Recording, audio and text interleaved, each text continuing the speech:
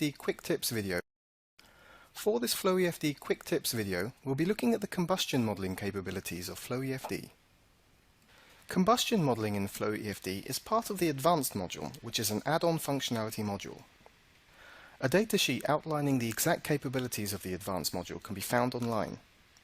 Some of the details for combustion modeling can be seen here, such as the ideal gas requirement and fuels and oxidizers available. Users create their own mixtures from a range of predefined materials in the combustion library.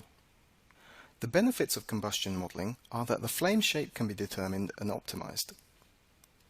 Combustion products can be determined for emissions regulations, and the overall burner efficiency can be analyzed. There are two models for burning. These are equilibrium, which assumes instant mixture ignition on contact. This is a steady state analysis. The other is limited combustion rate, in which the fuel and oxidizer are mixed and then ignited with a heat source. This is a transient simulation and the one we'll be looking at today.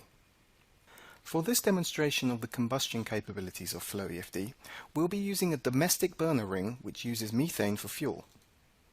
There is an inner and outer ring and an additional igniter part which we'll cover later.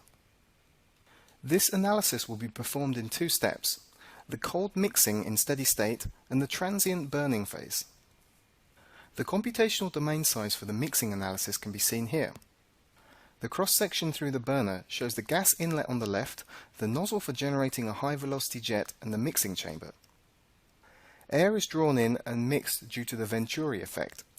Methane is supplied at 200 pascals above atmospheric pressure. The substance concentrations option shows that this is 100% fuel from this inlet.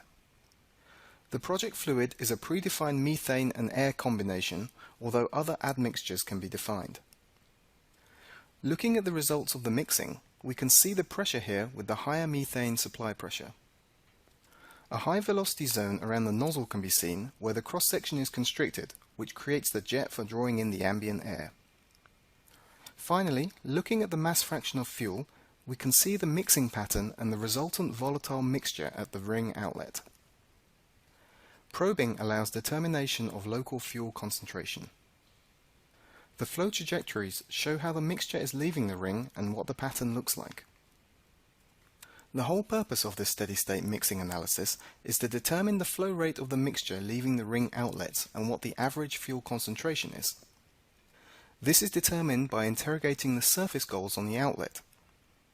We can see a total mass flow rate of 0.4467 kg per hour at 15.7 methane by mass. Now let's look at the burning step of the analysis.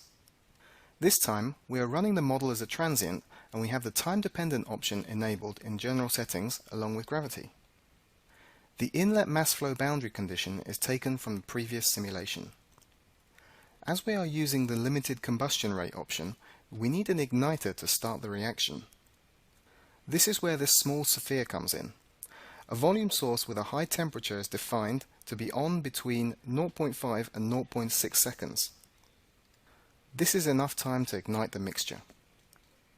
During the actual solver execution, we can preview flow parameters to ensure sensible results.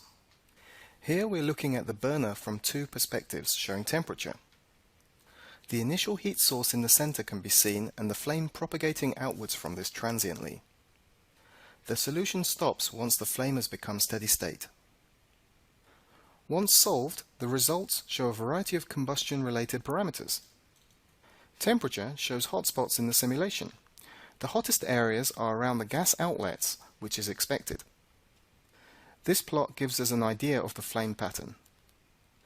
The velocity shows around 1 meter per second around the burner due to the high temperature combustion gas moving against gravity.